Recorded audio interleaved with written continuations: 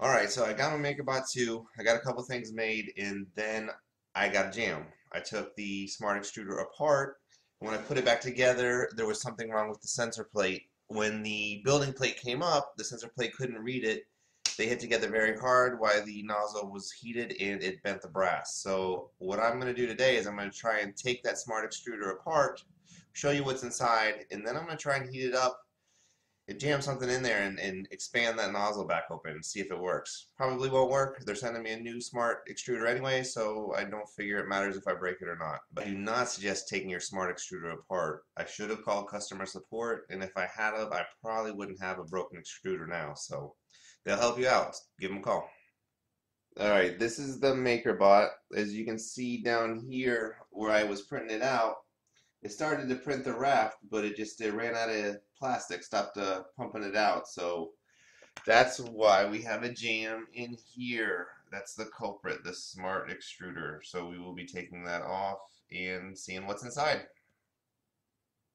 All right, so the first thing we're going to do is unload the filament. We'll go to the menu, unload, and it's going to go ahead and heat that nozzle up so the plastic can melt and be pulled out. And we'll go ahead and wait for that. I don't know if you can make out the numbers on the screen, but it's heating up. It's giving me what it's at right now and its target temperature of 215 Celsius. There it goes. It's unloading. I'm going to go ahead and pull on it. I'm not getting any action there. It's not coming out. I think it'll give me one more shot at it. There it goes.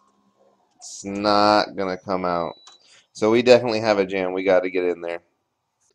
Taking the smart extruder off is as easy as cutting the plastic.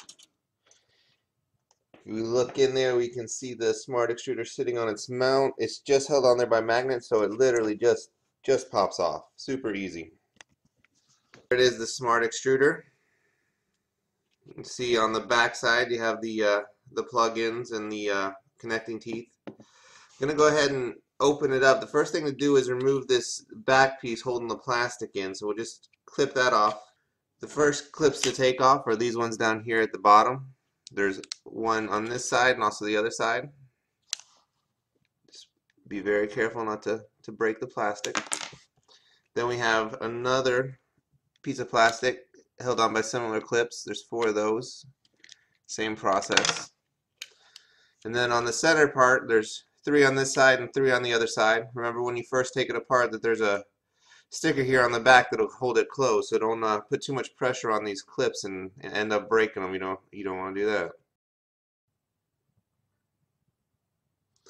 Alright, now that I've gotten the clips loosened up, we're going to go ahead and take the cover off. I'm going to go ahead and, no, I'll leave it like that. Go ahead and pop it off. The nozzle piece itself is in here pretty good. Alright, as you can see, there's our jam. It's coming up here in the feeder teeth, and I don't know, somehow just getting melted in there. It doesn't want to come out. Let's see if, okay, I was able to pull it out now that I got it apart. We'll go ahead and take a closer look at this nozzle here where I think I bent it. I think maybe if I heat it up and put the needle in there, I might be able to spread it open a little bit more. What I did last time, which messed it up, was this sensing plate here got turned, which is fairly easy to do, and when it did it, it no longer moved up and down in the assembly. When you get it together, this nozzle piece should move in and out freely. Once it's stopped, you did something wrong. Teeth that feed the plastic down the extruder. This is the heated element with the nozzle. Also the tension adjuster. When this is all put together, you can actually push down on this tab and have it release the plastic, or at least start to release it. So I'm going to go ahead and see if I can't stick this back together real quick. Put the teeth in the bearing, put the magnetic bearing on top of that.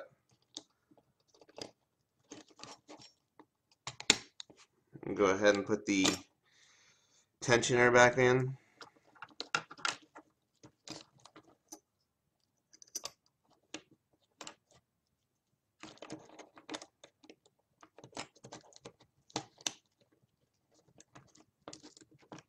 Okay, and here's one thing you'll notice: there's a spring that actually goes around the tube that feeds the plastic.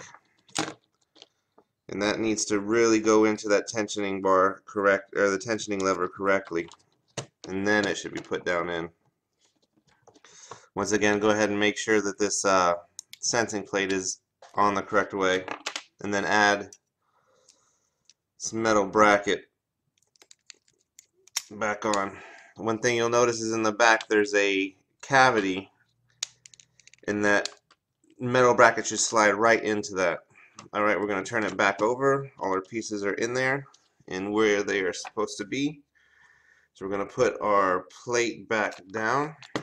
We got this put back together. I've got some sewing needles that just hardly fit in this opening. So if you are going to try this, make sure you get a very fine point needle.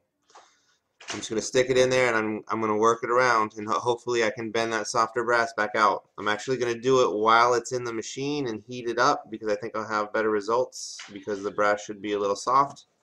And I will let you guys know how it turns out. Michael, as you can see, it is pushing the plastic out, but it is doing it very slowly at the moment, so I really don't think I cleared anything up. Project Fix the Smart Extruder was an epic fail, but hopefully I will be getting a new one in the mail shortly, and maybe you won't make the same mistakes I did after watching this video. Alright, have a good